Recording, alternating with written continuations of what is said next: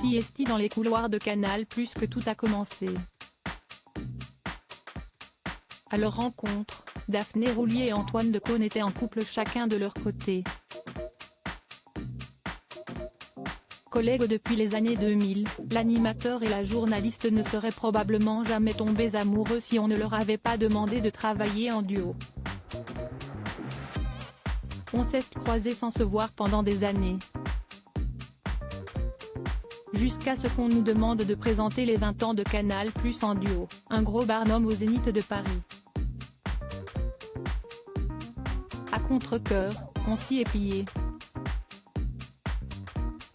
Et à la première réunion de travail, coup de foudre, expliquait l'animateur aux journalistes du magazine Voici. Après s'être totalement séparés de leurs ex-partenaires, Antoine Decaune et Daphné Roulier ont officialisé leur histoire d'amour en 2004 avant de se marier, 3 ans plus tard. De leur union est né un fils appelé Jules en 2008. S'il s'agit du premier enfant de la journaliste, Antoine Decaune a, quant à lui, déjà goûté aux joies de la paternité. L'acolyte de José Garcia a eu une fille, Emma Decaune, avec la réalisatrice Gaëlle Royer, en 1976. Quelques années plus tard est né son deuxième enfant, Louis, qu'il a eu avec la journaliste Agnès Léglise. Antoine Decaune, Daphné Roulier, Elsa Zilberstein, Emma Decaune.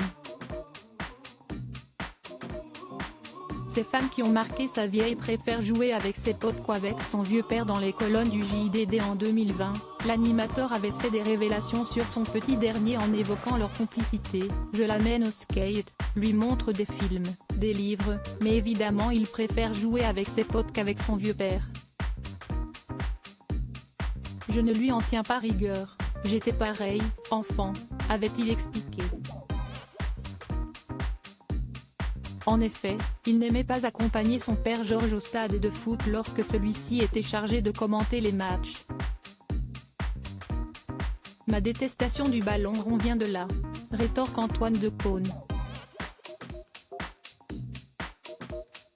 Article écrit en collaboration avec 6 médias. Crédit photo, Coadic Virec.